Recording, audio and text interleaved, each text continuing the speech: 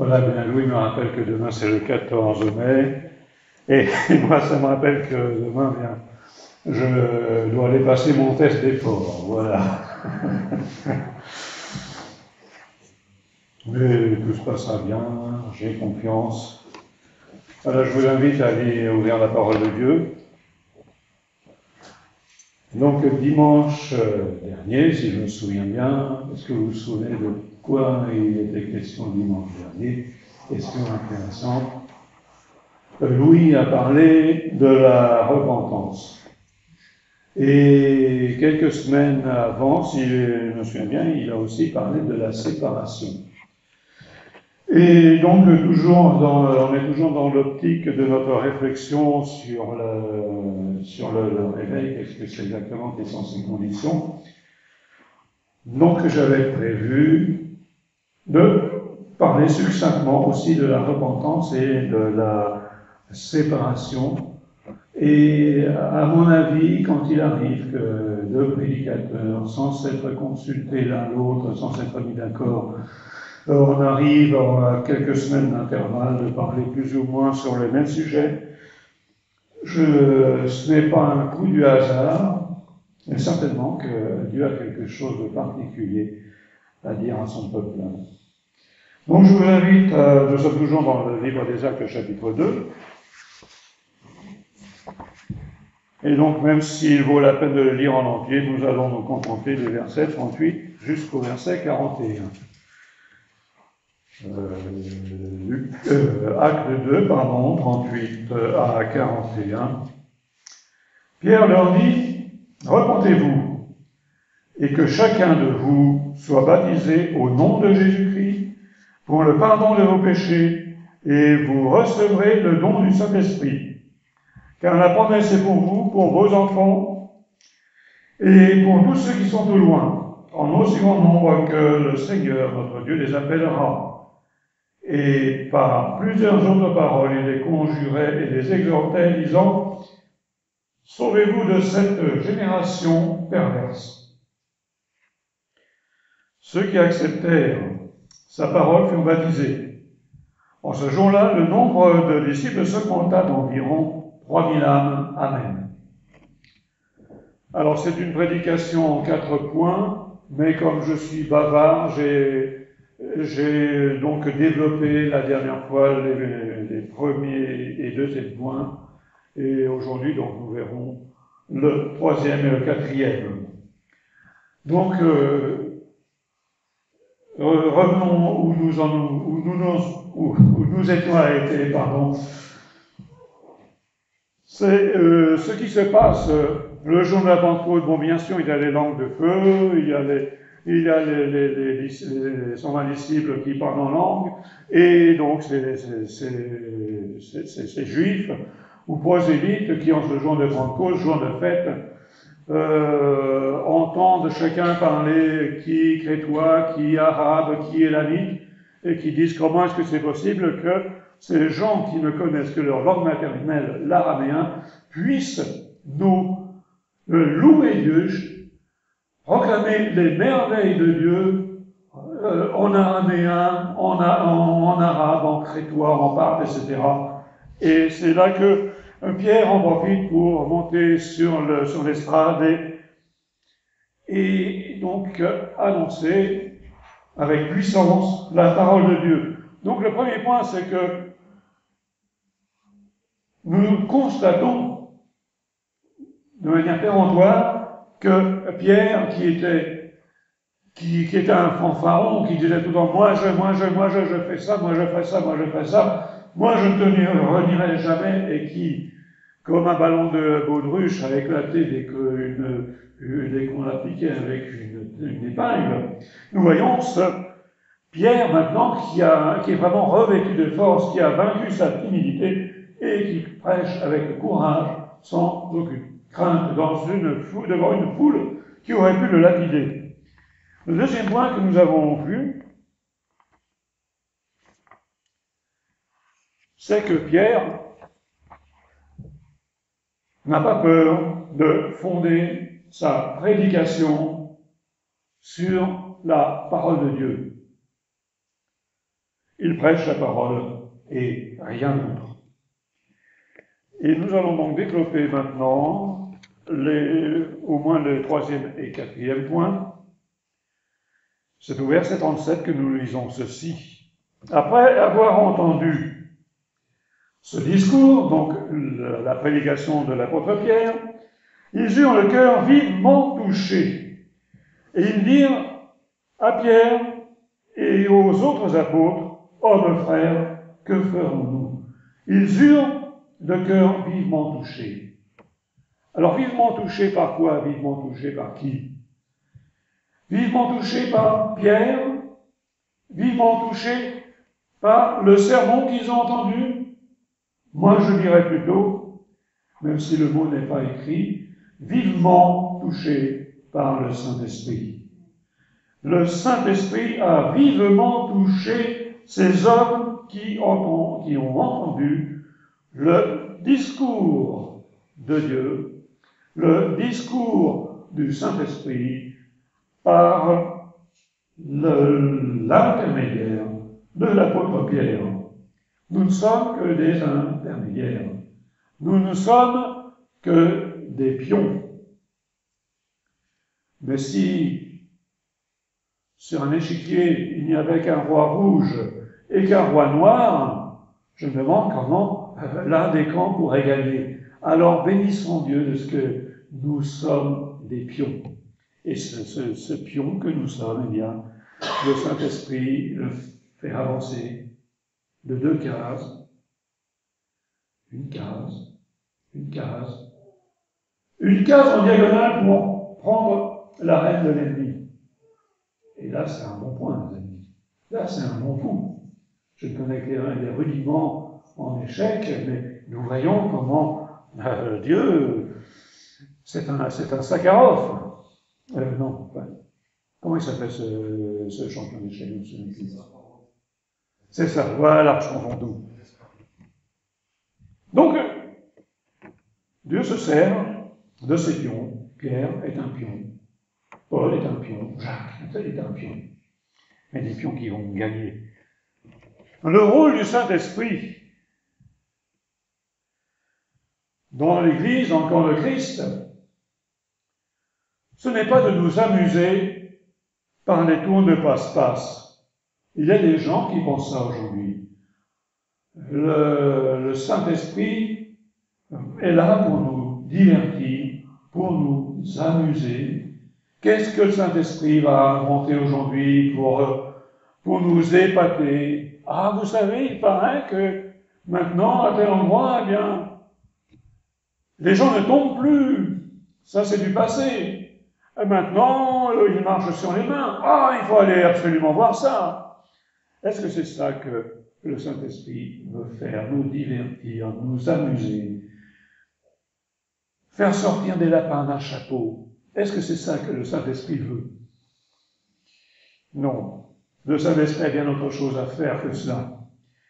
Le Saint-Esprit, déjà, c'est quand même une chose extrêmement importante, c'est d'inspirer la parole de Dieu. Et c'est pour cela que cette parole, cette Bible nous est précieuse, parce que nous sommes convaincus. Il suffit d'étudier en profondeur pour être obligé d'admettre que ce n'est pas un homme, que ce ne sont pas des hommes qui ont pu écrire cela tout seuls, mais qu'ils ont été inspirés par le Saint-Esprit. Vous savez, il y a une information qui circule en ce moment. À mon avis, c'est une fake news, comme on dit de nos jours, mais il paraîtrait que le pape François aurait décidé de balancer la Bible à la poubelle et de la remplacer par son livre à lui. À mon avis, ça me paraît un peu gros. Je pense que c'est un hoax. Mais même si c'est vrai, est-ce que vous ne pensez pas que nous, les évangéliques, nous devrions commencer par balayer devant notre porte et traiter la Bible que Dieu nous a donnée, que le Saint-Esprit nous a donnée, avec le respect, avec l'honneur avec la crainte qui est due à Dieu, au lieu de la chiffonner, de la plier en quatre, de replier comme ça la page qui contient des enseignements qui ne me plaisent pas. Non, n'oublions pas, frères et sœurs, que la Bible, c'est véritablement la parole de Dieu dans son intégrité, pas seulement ce qui nous intéresse, pas seulement ce qui flatte notre ego, mais tout, y compris dans la Bible, ce qui me dit, André, tu as encore péché hier. Ça aussi, c'est la parole de Dieu. Et Pierre écrira justement, et nous tenons d'autant plus certaine la parole prophétique à laquelle vous faites bien de prêter attention, comme à une lampe qui brille dans un lieu obscur, jusqu'à ce que le jour vienne apparaître et que l'étoile du matin se lève dans mon cœur. Vous savez ce que c'est l'étoile du matin? Symboliquement, c'est Jésus. Sachant tout d'abord vous-même qu'aucune prophétie de l'Écriture ne peut être l'objet d'interprétation particulière. C'est important, ça. Car ce n'est pas par une volonté d'homme qu'une prophétie a jamais été apportée, mais c'est poussé par le Saint-Esprit que les hommes ont parlé de la part de Dieu. Le Saint-Esprit a dit, il a poussé, inspiré les hommes, comme David, comme Jérémie, comme Moïse, comme Ésaïe, comme Habacuc, comme Joël, à apporter une parole, un message. Et ce message, l'apôtre Pierre nous met en garde en disant, attention, ce message que Dieu vous a donné, que le Saint-Esprit vous a donné, par la bouche et par le calame des prophètes, ne peut être l'objet d'une interprétation particulière. Moi, je trouve que ça m'intéresse, ça m'arrange d'interpréter de cette façon-là, parce que ça correspond à mes idées, ça correspond à ma philosophie. Non, il n'y a qu'une seule interprétation à la parole de Dieu, celle que le Saint-Esprit nous a mis dans le cœur, dans l'esprit, dans l'âme, afin que nous comprenions quelle est la volonté de Dieu. Et pour y arriver, sans se tromper, eh bien, il faut prendre ce passage que nous avons lu, cette prophétie, à la lumière de l'ensemble, enfin, une prophétie de Jérémie, par exemple, eh bien, à la lumière de l'ensemble, ce qu'on dit aussi Moïse, David, l'apôtre Paul, Jésus, l'ensemble de la Bible, tout se tient.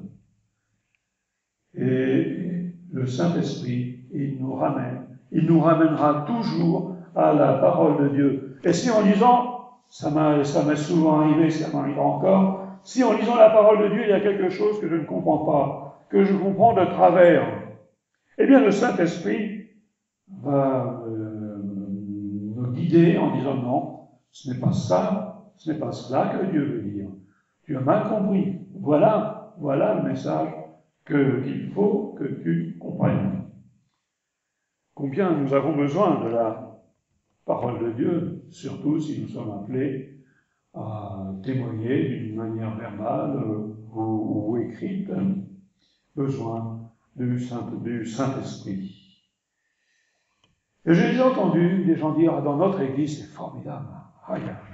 Dimanche dernier, au culte, il y avait la puissance du Saint-Esprit. Oh là là, qu'est-ce qu'il y avait comme puissance? Vous ne pouvez pas vous imaginer la puissance qu'il y avait à un tel point que finalement, eh bien, on a chanté, on a dansé, on a sauté, on est tombé pendant 3 heures, et puis on s'est passé, on n'avait pas besoin de la prédication, on l'a mis de côté. Le Saint-Esprit a agi avec une telle puissance qu'on n'a pas besoin de la prédication.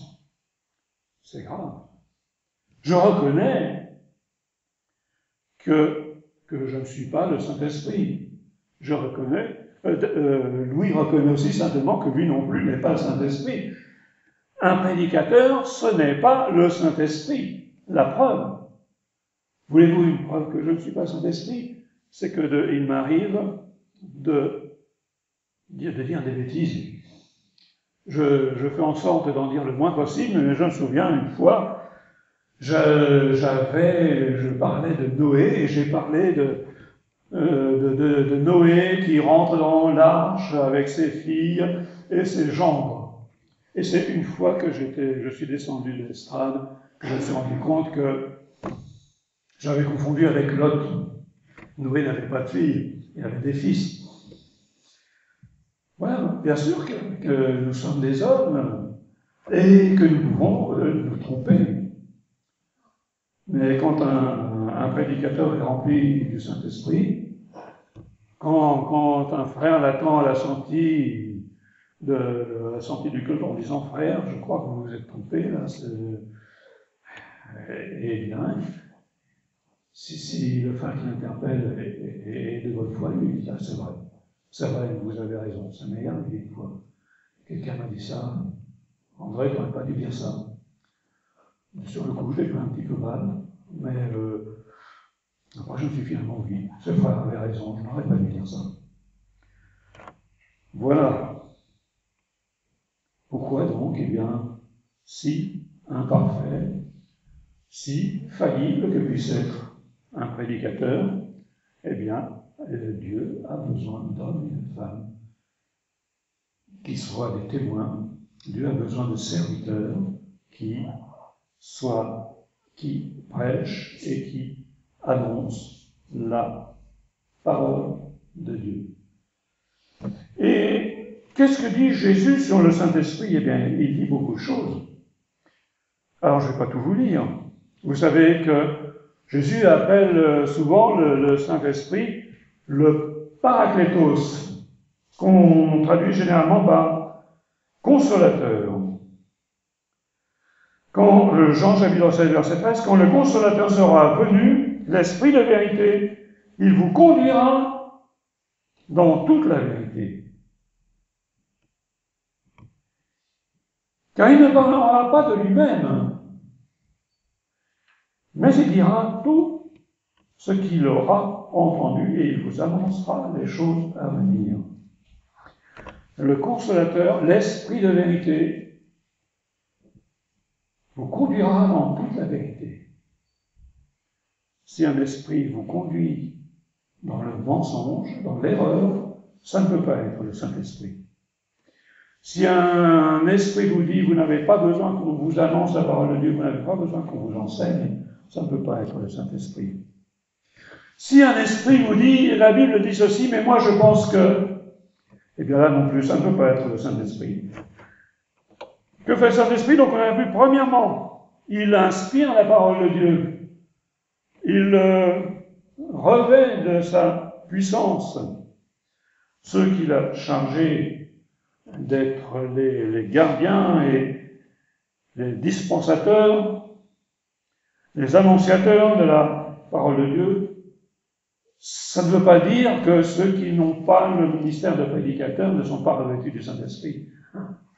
Bien sûr que chacun d'entre nous, chacun de ceux et de celles qui sont nés de nouveau, sont remplis pleinement du Saint-Esprit. Ce que je dis tout simplement, c'est que sans l'action du Saint-Esprit, sans l'aide du Saint-Esprit, on ne peut pas annoncer la parole de Dieu. Deuxièmement, le Saint-Esprit convainc de péché.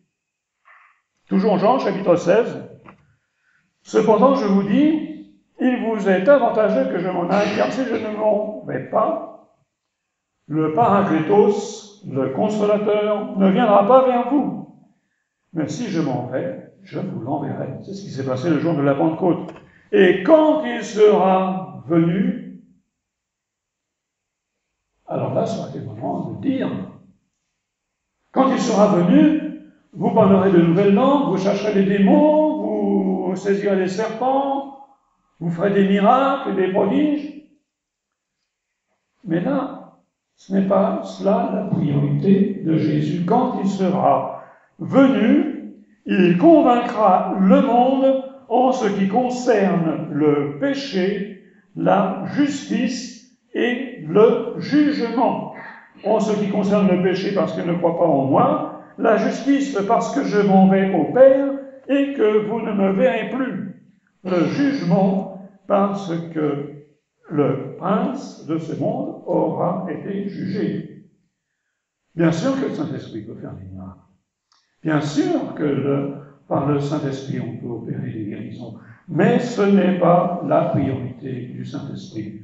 La priorité du Saint-Esprit, c'est de nous convaincre de péché. S'il n'y a pas de conviction de péché, il n'y a pas de salut. Et ce que Jésus veut, et il a payé cher pour ça, ce que Jésus veut, c'est que nous soyons sauvés. Voyons maintenant ce que Pierre a prêché au verset 38 et 39. Pierre leur dit, « Repentez-vous, et que chacun soit baptisé au nom de Jésus-Christ, pour le pardon de vos péchés, et vous recevrez le don du Saint-Esprit. Car la promesse est pour vous, pour vos enfants et pour tous ceux qui sont au loin, en aussi grand nombre que le Seigneur, notre Dieu, les appellera, et par plusieurs autres paroles, il les conjurait et les exhortait, disant, « Sauvez-vous de cette génération perverse. » Alors, j'ai souligné 3 expressions. La première, c'est « Repentez-vous ». La deuxième, c'est « Sauvez-vous de cette génération perverse. » Repentez-vous. La repentance. Un mot qui, quelquefois, fait polémique aujourd'hui. Alors, je ne vais pas entrer à fond dans la polémique, simplement en dire quelques mots. Faut-il supprimer le mot repentance de notre Bible, le remplacer par un autre mot? Est-ce que le mot repentance est le mot approprié? Alors des théologiens fameux comme M. Buchol et consorts disent oui, mais en français, dans le mot repentance, il y a peine, c'est la même racine étymologique que pénitence, donc ça ne veut pas aller.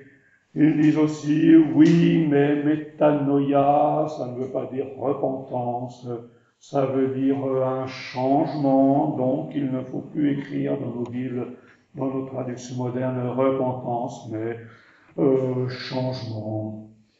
Donc Pierre, on vient de le dire,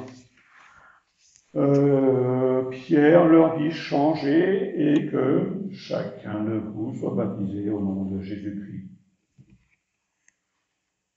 Même si ceux qui disent que la traduction repentance n'est pas le mot le plus approprié dans notre langue française, le mot changer, quand même, ça me paraît un petit peu léger, quand même. Changer, merci. Changer de cravate, changer de voiture, changer de chemise. Changer et que chacun de vous soit baptisé. Donc pour moi, le mot repentance, faut en avoir un meilleur dans la langue française. Je fais partie de ces réactionnaires qui pensent que le mot repentance, il ne faut pas le remplacer ni le changer. Par contre, il faut l'expliquer. Si on parle de repentance à un public qui ne sait pas ce que ça veut dire, c'est comme si je prêchais la messe en latin. Ça ne va servir à rien aux gens. Mais expliquer aux gens, qu'est-ce que c'est que la repentance. Et là, eh bien, on trouve l'explication dans la parole de Dieu, tout simplement. En ce temps-là, donc, parut Jean-Baptiste, c'est dans Matthieu, chapitre 3, verset 1 à 12, prêchant dans le désert de Judée, il disait, repentez-vous, car le royaume des choses des cieux est proche. Jean est celui qui avait été annoncé par Isaïe le prophète lorsqu'il dit, c'est ici la voix de celui qui crie dans le désert, préparez le chemin du Seigneur, aplanissez ses sentiers. Jean avait un vêtement de poil de chameau, une ceinture de cuir Autour d'airain, ils se nourrissaient de sauterelles et de miel sauvage. Les habitants de Jérusalem, de toute la Judée, de tout le pays des environs du Jourdain, se rendaient auprès de lui et confessant leurs péchés, ils se faisaient baptiser par lui dans le fleuve du Jourdain. Mais voyant venir à son baptême beaucoup de pharisiens et de sadducéens, il leur dit, « Race de vipères, qui vous a appris à fuir la colère à venir? Produisez donc du fruit digne de la repentance, et ne prétendez pas dire en vous-même, nous avons Abraham pour père, car je vous le déclare, que de ces pierres-ci, Dieu peut susciter des enfants à Abraham. Déjà la cognée est mise à la racine des arbres. Tout arbre donc qui ne produit pas de bons fruits sera coupé au feu. Moi je vous baptise d'eau pour vous amener à la repentance. Mais celui qui vient après moi est aussi puissant que moi, et je ne suis pas digne de porter ses souliers. Lui, il vous baptisera du Saint-Esprit et de feu. Il a son vent à la main, il nettoiera son air, et il amassera son blé dans le grenier, mais il brûlera la paille dans un feu qui ne s'éteint point. Amen.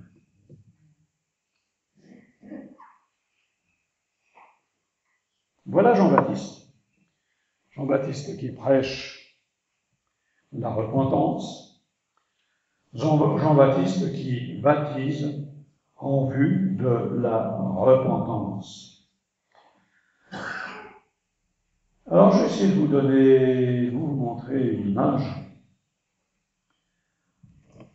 Ce n'est pas Jean-Baptiste qui sauve, on est bien d'accord. Ce n'est pas le fait que Jean-Baptiste ait baptisé des gens en les plongeant dans le Jourdain qui fait que le pécheur peut être sauvé. Nous sommes d'accord, le seul qui nous sauve, c'est Jésus. Le seul qui a versé son sang sur la croix pour que nous soyons sauvés, c'est Jésus. Mais Jean-Baptiste a fait quelque chose de très important. Il a baptisé au nom de la repentance. Il a prêché la repentance. Imaginez que vous êtes dans une salle, une belle salle qui s'appelle le péché. Vous êtes dedans, vous dansez, vous faites la java, vous faites la fête, vous vous éclatez. Et puis vous apercevez une petite porte là.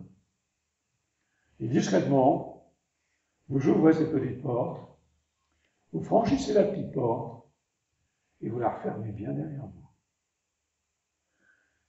Et là, vous êtes dans une petite pièce que nous pourrions appeler, eh bien, la repentance. C'est-à-dire que nous avons fermé la porte derrière notre vie de péché. Nous avons dit, cette vie-là, j'en veux plus. Je ne veux plus vivre dans le péché. Je ne veux plus servir le diable. Je ne veux plus me débaucher. Je veux une vie nouvelle. Je veux être sauvé. Mais comment faire? Eh bien, il y a une petite porte. Et sur cette petite porte, il y a une croix qui est peinte. Et vous ouvrez cette porte. Et vous entrez. Et vous la fermez derrière vous. Et vous êtes dans un nouvel espace qui s'appelle le salut. Mais vous êtes passé par cette porte sur laquelle est peinte ou sculptée une croix qui nous rappelle le sacrifice de Jésus. Si vous voulez abandonner le péché sans passer par la croix, sans passer par le sacrifice de Jésus, eh bien vous n'avez pas réussi votre salut. Mais si vous êtes passé par la croix, d'abord, vous vous êtes repenti, vous avez voulu abandonner votre péché, vous avez demandé pardon à Dieu pour votre péché. Ensuite, après vous êtes repenti, vous entrez dans cette vie nouvelle. Et cette vie nouvelle, ce n'est pas vos actions, ce ne sont pas vos paroles, ce ne sont pas vos intentions, mais c'est vraiment Jésus qui vous la donne. Ensuite, dans son message, Pierre conclut au verset 40 en disant « Sauvez-vous de cette génération perverse. » La séparation. Nous avons des textes dans l'Ancien Testament, dans le prophète, par exemple en Jérémie chapitre 50, verset 8, qui dit « Fuyez de Babylone, sortez du pays des Chaldéens, et soyez comme des boucs à la tête du troupeau. Car voici, je vais susciter et faire monter contre Babylone une multitude de grandes nations du pays de Septentrion. Elles se rangeront en bataille contre elle et s'en empareront. Leurs flèches sont comme un habile guerrier qui ne revient pas à vide. Et la Chaldée sera livrée au pillage. Tous ceux qui la pilleront seront rassasiés, dit l'Éternel. » Alors qu'est-ce que c'est Babylone? Vous savez que toute prophétie de l'Ancien Testament a généralement au moins deux interprétations. La première étant une interprétation à court terme. Babylone sera détruite, c'est arrivé, et une interprétation eschatologique. Babylone sera détruite. Et là, c'est un petit peu plus compliqué parce qu'elle n'est pas sur la carte. Vous ne la trouverez pas sur Google Maps, cette Babylone. Alors certains ont dit c'est l'Église romaine. D'autres ont dit ce sont les États-Unis. D'autres disent aussi que Saddam Hussein a commencé à reconstruire Babylone, mais qu'il n'a pas eu le temps de la finir, et que c'est Babylone qui sera reconstruite. Mais, dans l'esprit de la prophétie, Babylone, ce n'est pas seulement une ville. Babylone, c'est un système religieux, un système philosophique, un mode de vie, un état d'esprit qui est totalement opposé à l'esprit de Dieu, totalement opposé à l'Esprit Saint. C'est l'esprit du monde. Alors évidemment, c'est un dilemme. Se retirer du monde pour aller habiter dans un monastère, ce n'est pas la solution.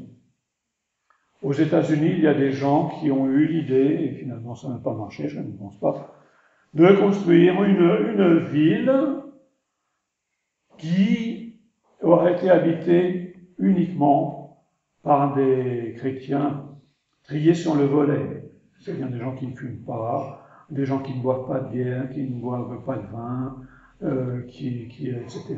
Parce que les Américains ont une vision de la sanctification un peu à eux. Et bien entendu, ça n'a pas marché. Ce n'est pas cela que Dieu nous demande de construire des villes interdites aux Babyloniens, mais de vivre au milieu de ce monde, comme le dit Jésus en Jean 17, être dans ce monde tout en n'étant pas de ce monde. Sauvez-vous de cette génération perverse. Et l'apôtre Paul, en 2 Corinthiens chapitre 6, 14 à 18, nous dit « Ne vous mettez pas avec les infidèles sous un joug étranger. » Car quel rapport y a-t-il entre la justice et l'iniquité? Ou qu'y a-t-il de commun entre la lumière et les ténèbres? Quel accord y a-t-il entre Christ et Bélial? Ou quelle part a le fidèle avec l'infidèle?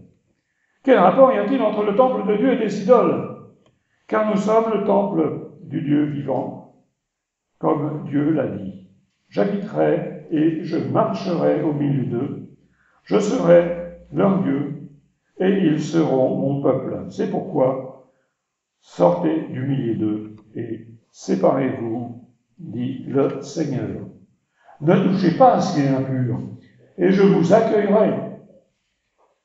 Je serai pour vous un père, et vous serez pour moi mes fils et des filles, dit le Seigneur Tout-Puissant. Ne vous mettez pas avec les infidèles sous un joug étranger.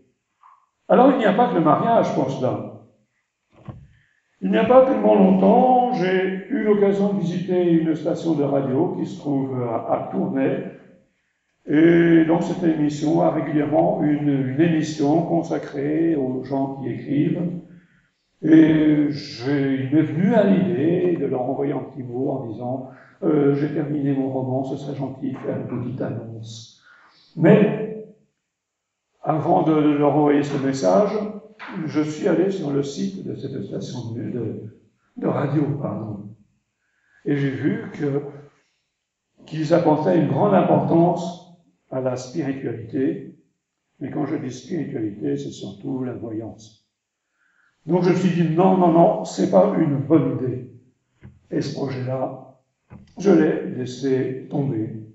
Et puis je me dis que de toute façon, si je dois sortir un jour de l'ombre, c'est l'affaire de Dieu, c'est Dieu qui m'en fera sortir. Et c'est pour ça que je ne fais pas beaucoup de publicité. Un peu, mais pas beaucoup. Donc ça doit nous amener à réfléchir. Devons-nous accepter des compromis avec l'esprit du monde? Bien sûr que non. Mais si nous y aurions des intérêts, quel rapport y a-t-il entre le temple de Dieu et les idoles? Ça doit nous faire réfléchir. Et l'apôtre Paul fait aussi allusion à Ésaïe 52, verset 11, dans ce texte que nous venons de lire, quand Ésaïe dit « Partez, sortez de là, ne touchez rien d'impur, sortez du milieu d'elle. Purifiez-vous, vous qui portez les vases de l'Éternel. » Il y a aussi une démarche chrétienne qui, à mon avis, ne me paraît pas bonne non plus. C'est de gratouiller partout, de regarder à la loupe les emballages de chips pour voir si entre le C et le H, il n'y aurait pas une croix à l'envers toute petite, des choses comme ça. Et il y a des chrétiens qui se pourrissent la vie, à mon avis, qui se pourrissent la vie, en passant à la loupe tout ce qu'ils voient sur les affiches, tout ce qu'ils voient sur les emballages. Alors, il y a toute une liste de boissons diaboliques. Diabolomante, par exemple, Diabolomante, c'était une boisson diabolique. Et quand j'ai vu ça, je me suis dit, ils ont quand même oublié quelque chose. Ils ont oublié la lèvre blonde, elle fait 6,6 degrés, donc la lèvre blonde aussi c'est diabolique. Alors c'est vrai que le diable, puisque nous habitons Babylone, il faut se faire une raison. Nous habitons Babylone. Alors il ne faut pas s'attendre à ce que Babylone fasse sa publicité. Il ne faut pas s'étonner que l'esprit de Babylone soit partout. Et que partout on nous montre, allez tiens, fais ceci, fais ça, fais tout cela, tu vas voir comme tu vas t'éclater après. Mais est-ce que nous avons ce droit à penser? Bien sûr, nous n'allons pas nous jeter dans la gueule du loup. Nous ne devons pas nous précipiter, nous devons fuir l'esprit de Babylone. Mais nous ne pouvons pas empêcher Babylone de nous entourer. Mais nous devons nous démarquer de Babylone. Vous savez, j'ai lu quelque chose dans un journal belge. Donc il paraît qu'à Liège, je ne sais pas s'il y en a qui connaissent Liège, moi je n'ai pas eu l'occasion d'y aller, mais que les passages piétons de Liège, au lieu d'être blancs, seraient des couleurs de l'arc-en-ciel.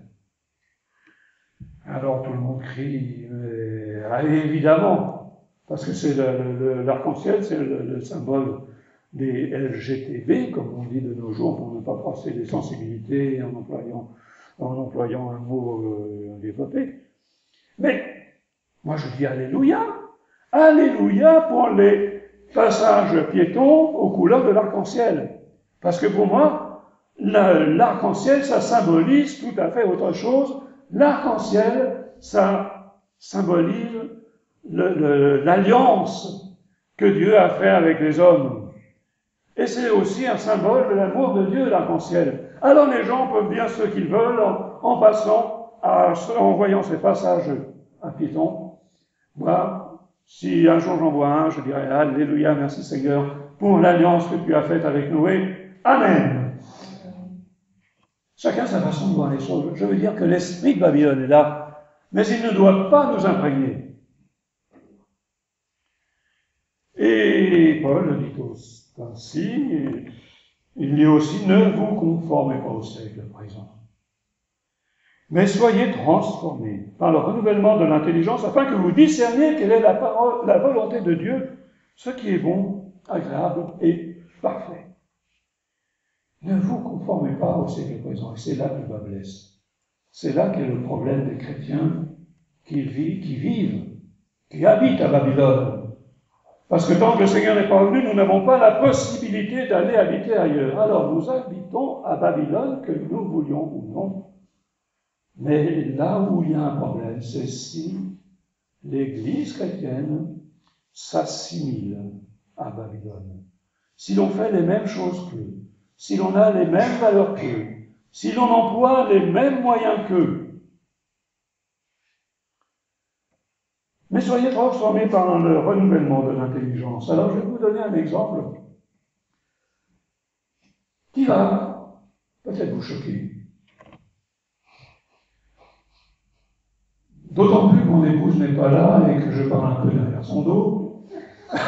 Mais rassurez-vous. Rassurez-vous, je ne vais rien dire de méchant sur elle. J'ai la chance d'avoir eu 3 enfants, et même des petits-enfants, et ma femme y est pour quelque chose.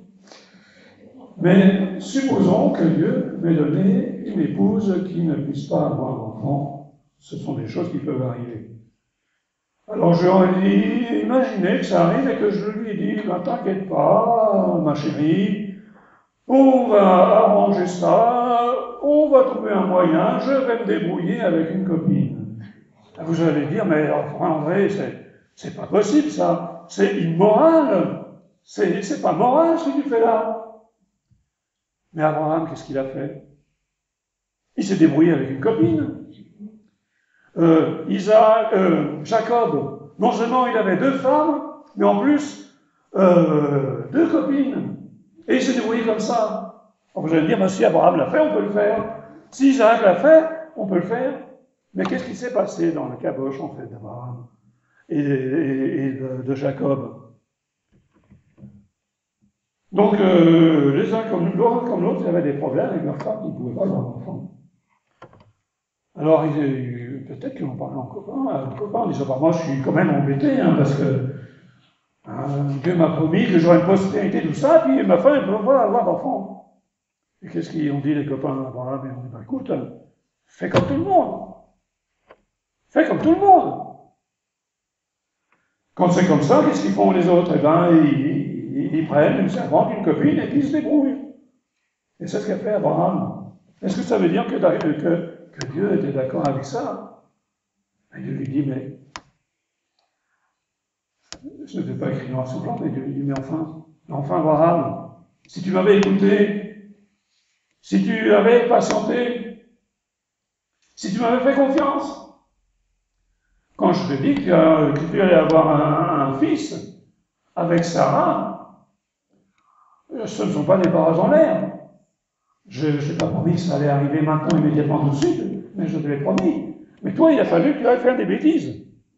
Et les conséquences, rappelons-nous quand même que le fils d'Agar et surtout ses descendants sont devenus les pires ennemis d'Israël.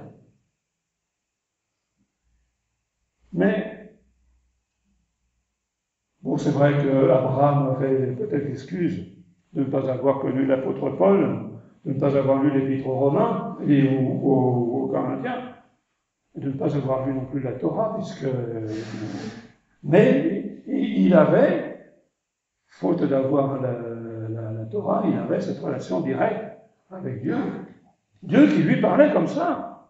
Dieu ne nous parle plus comme ça au téléphone parce que nous avons la parole de Dieu, parce que nous avons la Bible. Mais au temps où il n'y avait pas la Bible, où il n'y avait pas la Torah, eh bien, il y avait le téléphone de Dieu et Abraham savait quelle était la volonté de Dieu. Mais il en a fait qu'à sa tête, il s'est conformé au siècle présent. Alors nous ne nous conformons pas au siècle présent de la façon dont Abraham l'a fait, mais dans quelle mesure nous voyons aujourd'hui l'Église se conformer au siècle présent. Parce que ce qui compte, malheureusement, pour beaucoup d'Églises, ce n'est pas de voir des conversions.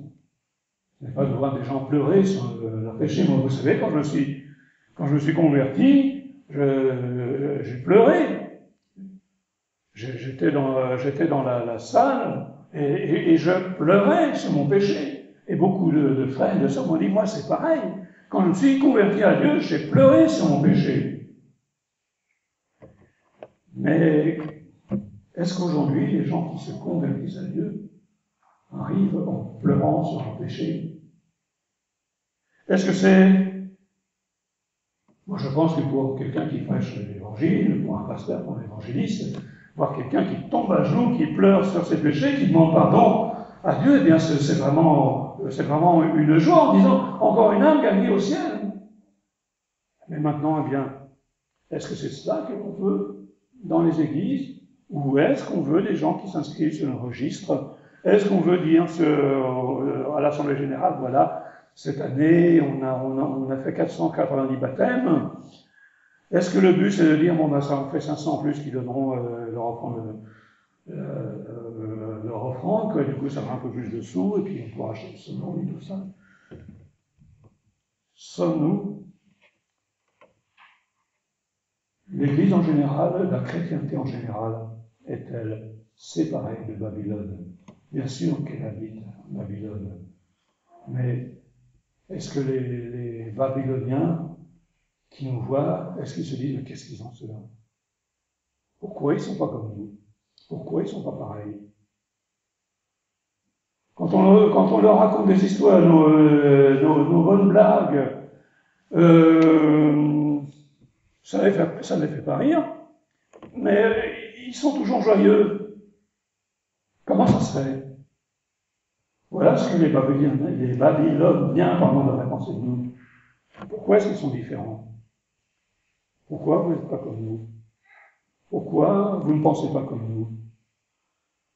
Pourquoi nos émissions de télévision ne vous amusent pas, et pourtant vous êtes heureux? Et c'est le moment-là de leur dire, parce que j'appartiens à Jésus-Christ. Et là, il se moque de nous, mais tant pis, nous sommes des témoins. Nous sommes, ne l'oublions pas, la lumière de ce monde. Vous êtes, dit Jésus, la lumière de ce monde. Une ville située sur une montagne ne peut être cachée. Je me souviens, quand j'étais plus jeune, j'ai eu plusieurs fois l'occasion d'être invité à prêcher à Thiers, dans le Puy-de-Dôme. Et cette ville est vraiment située sur une montagne. Et le soir, on voit toutes les lumières de la ville qui éclairent de loin. Et bien sûr, quand j'avais l'occasion d'aller prêcher à Thiers, je ne manquais pas de citer ce verset, une ville située sur une montagne ne peut être cachée. Et vous savez qu'à Babylone, il y avait quelque chose de particulier. C'est que la femme de Nebuchadnezzar n'aimait pas Babylone. Elle ne s'y plaisait pas parce qu'elle trouvait que c'était trop plat. Alors qu'a fait Nebuchadnezzar? Il a construit une montagne à Babylone, les fameux jardins suspendus. Elle dit, eh bien nous qui habitons Babylone, eh bien montons sur cette montagne avec nos flambeaux, le flambeau de la parole de Dieu qui va éclairer dans les ténèbres. Gloire à Dieu. Il me reste aussi à parler, mais je n'en parlerai peut-être pas, j'ai déjà d'ailleurs prêché là-dessus, si ce n'est pas ici, c'est ailleurs, sur le changement dans la vie des nouveaux disciples. On va juste le survoler tout ça. Ils persévèrent dans l'enseignement des apôtres, dans la communion fraternelle, dans la fraction du pain et dans les prières. La crainte s'emparait de chacun et il se faisait beaucoup de prodiges et de miracles par les apôtres. Tous ceux qui croyaient étaient dans le même lieu et ils avaient tout en commun. Ils vendaient leurs propriétés, leurs biens, et ils partageaient les produits entre tous les besoins de chacun. Là où Karl Marx n'a pas réussi, son idée était bonne finalement, elle est même biblique. Karl Marx n'a pas réussi. Lénine n'a pas réussi. Et pourtant, c'est une bonne idée. Eh bien, l'Église de Dieu a réussi.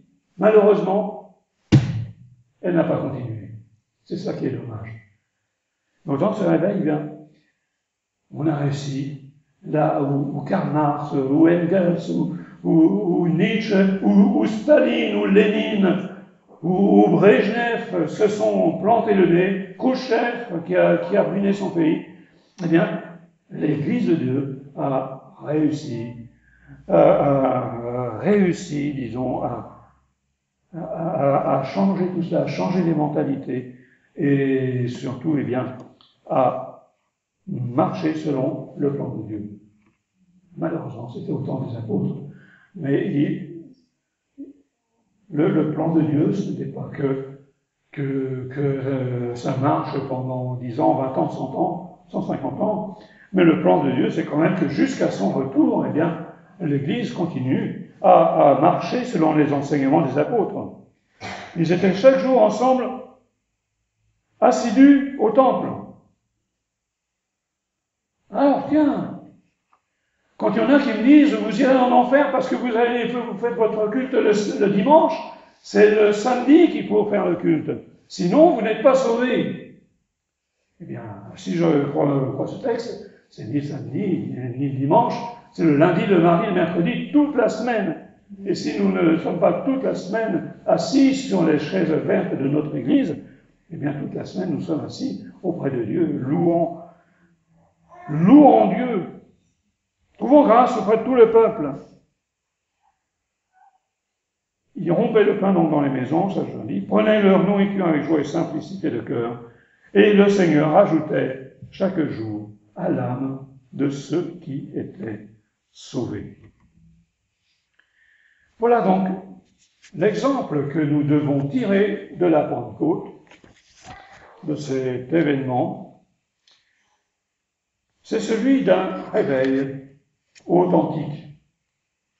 Et si nous voulons un réveil, eh bien revenons à Acte 2, mais ayons aussi la sagesse et le discernement que de séparer, parce que dans la parole de Dieu, pas seulement dans le livre des Actes, surtout dans le livre des Actes, oui d'accord, d'abord, il y a des choses qui sont normatives. D'autres qui ne sont pas normatives, c'est-à-dire qui se sont produits pour un moment précis, pour une raison précise, mais il ne nous est pas dit que nous devons impérativement le faire. C'est ainsi, par exemple, que nous voyons dans le livre des Actes, donc des gens qui amenaient des mouchoirs et tout ça, pour que les apôtres touchent les mouchoirs et que les gens soient guéris. C'est arrivé, c'est un fait, mais ce n'est pas normatif. Sinon, dans le reste de la Bible, il aurait été précisé, vous devez amener vos mouchoirs sur l'estrade pour que le pasteur prie pour ces mouchoirs, sinon il n'y aura pas de guérison. Non, ça ce n'est pas normatif. Ce sont des choses qui sont arrivées ponctuellement pour des raisons particulières que je ne comprends pas forcément. Par contre, ce qui est normatif, c'est que nous devons nous attacher à la parole de Dieu, que nous devons être à l'écoute du Saint-Esprit. Et si nous reconnaissons que c'est le Saint-Esprit et pas autre chose qui nous parle, parce que ce Saint-Esprit nous rappelle à la parole de Dieu. Il nous parle de la repentance, il nous parle de salut, il nous parle de sanctification. C'est cela que nous devons retenir, celui d'un réveil authentique qui porte des fruits, et ces fruits du réveil, ça ne va pas glorifier l'église A ou l'église B, l'église Y ou l'église Z ou le pasteur un tel ou le missionnaire machin, mais vraiment que tout revienne à la gloire de Dieu. Jésus revient bientôt, c'est notre espérance. Que Dieu vous bénisse.